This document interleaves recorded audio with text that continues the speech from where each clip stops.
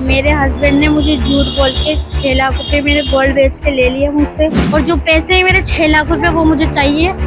फिर उनको कड़ी से कड़ी सजा दो और मुझे उनसे डाइवोर्स चाहिए, मुझे नहीं रहना उनके साथ में। मैंने बहुत कॉम्प्रोमाइज किया है उनके साथ में। मैंने हमेशा सोचा कि अब घर बस जाए, अब घर बस जाए। मैंने उनको यूं तक बोला कि दुबई में चलेंगे, दोनों मिलके काम करेंगे, है में अपने बच्चे का अपना करियर बनाएंगे। मेरे सास ने और मेरी ननद ने मिलके पानी में मिला के मुझे दवाई दी, मिसकैरेज करवा दिया, 2 महीने का बच्चा गिरवा दिया उन्होंने। मेरी ऐसी कंडीशन, मरने जैसी कंडीशन कर दी थी उन्होंने। मैं कहना चाहता हूँ मेरी बहन को जल्द से जल्द न्याय मिले, और जो आरोपी है हमारा जो जीजा है, बहनोई है, वो जो हमारा माल लेकर के गया है वो माल को पुलिस बरामद करवाए और हमारे को न्याय दिलाए। मैं यही कहना चाहता हूँ। शादी के कितने साल तक आप? मेरी शादी अभी तीसरा साल चल रहा है, लेकिन वो मुझे यूँ बोलते थे मैं तेरा गला घोट दूंगा अगर तूने किसी को बोला तो मुझे मारते थे, ब्लैकमेल करते थे कि पैसे ले तेरे माँ बापों से, नहीं तो मैं तेरे से बच्चे छीन के ले जाऊंगा और इसको मार दूंगा और तुझे भी मार दूंगा मैं। आज मेरी सास ने मुझे मारा, नोचा। दहेज मांगते हैं आप उससे, तो दहेज तो मांगेंगे ना जब वो हमारे पास यहाँ पे रहेगी। जयपुर के बड़ी चौपड़ स्थित महिला थाना में एक महिला ने अपनी पति पर दहेज, प्रताड़ना और मारपीट का मामला दर्ज कराया है। पीड़िता अलीना परवीन ने आरोप लगाया कि उसका पति मोहम्मद आबिद लंबे समय से उसे मानसिक व शारीरिक रूप से प्रताड़ित कर रहा है और मायके से पैसे लाने का दबाव बनाता है। महिला का कहना है कि दहेज में मिले गहने और नकदी भी पति ने अपने कब्जे में लेकर बेच दिए। विरोध करने पर आरोपी द्वारा मारपीट और जान से मारने की धमकी देने का आरोप लगाया गया है। पीड़िता ने पति पर अवैध संबंधों का भी आरोप लगाया है, जिसे लेकर विवाद बढ़ गया है। मामले में महिला थाना जयपुर में शिकायत दर्ज कर जांच शुरू कर दी गई है। इस वक्त बड़ी चौपड़ में ये महिला थाना पुलिस के ठीक सामने खड़ा हूँ। एक महिला है जिनके साथ उनके हस्बैंड है, गलत व्यवहार करते हैं, मारपीट करते हैं, और इनके साथ क्या हुआ है आज जानने की कोशिश करते हैं। क्या नाम है आपका? अलीना परवीन। अलीना जी, आपके साथ क्या हुआ है, क्या घटना हुई आपके साथ? मेरे हस्बैंड ने मुझे झूठ बोल के 6 लाख रुपए मेरे गोल्ड बेच के ले लिए मुझसे। हाँ। झूठ बोल के कि 5 तारीख की दुबई की फ्लाइट है, अपन दोनों दुबई चल के सेटल होएंगे, दुबई में काम करेंगे, अपन बच्ची को छोड़ के जाएंगे यहीं पे। इस बच्ची को? जी हाँ। ये मेरी बच्ची है, 2 साल की। हाँ। अक्सा नाम है इसका। जी।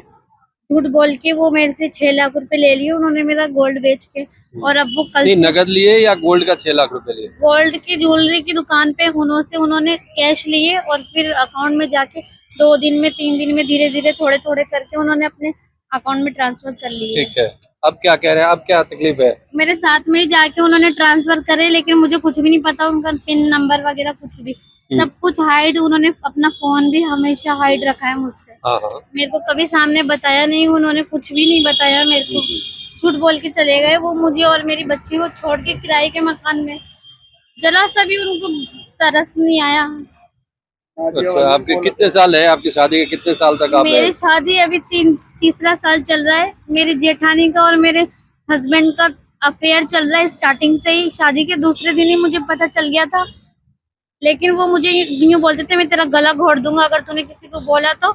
मुझे मारते थे, ब्लैकमेल करते थे कि पैसे ले तेरे माँ बापों से, नहीं तो मैं तेरे से बच्चे छीन के ले जाऊंगा और इसको मार दूंगा और तुझे भी मार दूंगा मैं।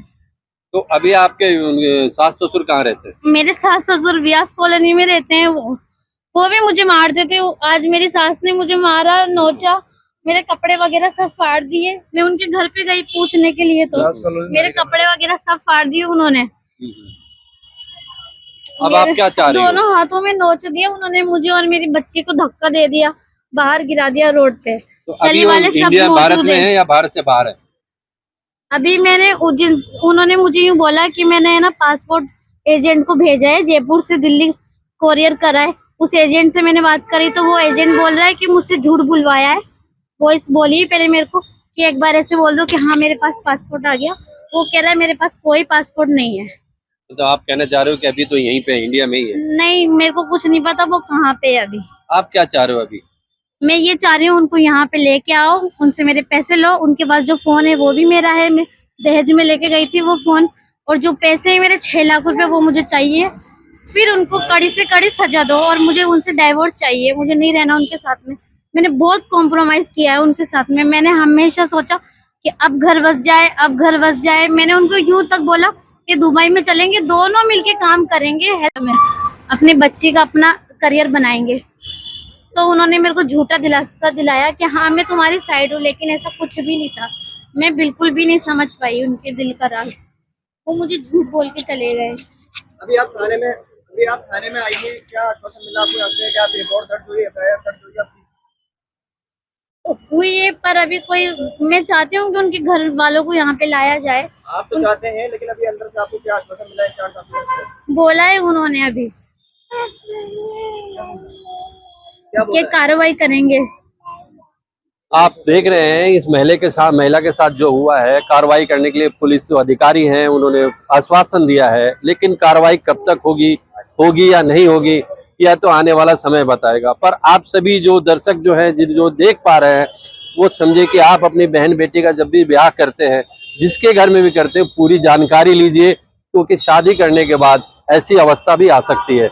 आपको समझना चाहिए शादी करने के पहले कि जिसके परिवार में आपकी शादी हो रही है, आपके बच्चे की शादी हो रही है, वो परिवार सही हो और वो लड़का सही हो। बिना जांच की अगर आप शादी करेंगे तो हो सकता है आपके आने वाले समय ऐसा मेरे देखने हस्बैंड को का मिले। नाम मोहम्मद आबिद है, मेरी ननद है नसरीन बानो, मेरी सास का नाम है आमीना बानो, मेरे जेठ का नाम है जावेद, मोहम्मद जावेद, मेरी जेठानी का नाम है नाजिया, मेरे ससुर का नाम है वहीद।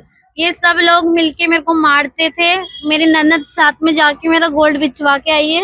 अक्टूबर में थोड़ा बहुत पहले बिकवा दिया और थोड़ा अभी बिकवा दिया। मेरे दुकान का नाम husband बता पाएंगे कौन सी दुकान? जी दुकान इधर ही है, छोटी चौपड़, राधा गोपाल ओम प्रकाश। मेरे सास ने और मेरी ननद ने मिलके पानी में मिला के मुझे दवाई दी, मिसकैरेज करवा दिया, 2 महीने का बच्चा गिरवा दिया उन्होंने। मेरी ऐसी कंडीशन, मरने जैसी कंडीशन कर दी थी उन्होंने। मेरी बच्ची को संभालने वाला भी कोई नहीं था, कमरे में बंद करके चले जाते। मेरा हस्बैंड भी चले जाता खुद की खाला के घर पे, खुद की नानी के घर पे दावत खाने। मैं और मेरी बच्ची अकेले पड़े रहते बीमारी में। हाँ सर, क्या कह रहे थे? आपका परिचय बताएं। भाई सब चाचा का लड़का सबसे बड़ा। क्या कहना चाहेंगे आप? सर मैं यही कहना चाहूंगा कि इस बच्ची ने जितना दुख देखा है ना मेरे जीवन काल के अंदर, मैंने कभी किसी को इतना परेशान नहीं देखा। इसकी मम्मी के, मेरी जो बड़ी मम्मी है उनके डायलिसिस चल रही है, दोनों किडनियां खराब है। इसके पापा के, मेरे जो बड़े पापा है वो हार्ट पेरालाइज पेशेंट है, वो चल फिर नहीं सकते। उसके बावजूद भी ये बच्ची दर बदर ठोकरें खाती फिर भी है। इसके मिसकैरेज करवा दिया। इसका सोना जो इसके पापा ने रात दिन मेहनत करके अपनी बेटी को देने के लिए सोना बनाया था, वो सोना इसका बेच के लड़का गायब हो गया कल रात को। कल रात से हम उसको ढूंढ रहे कि मिल जाए, लेकिन नहीं मिल रहा।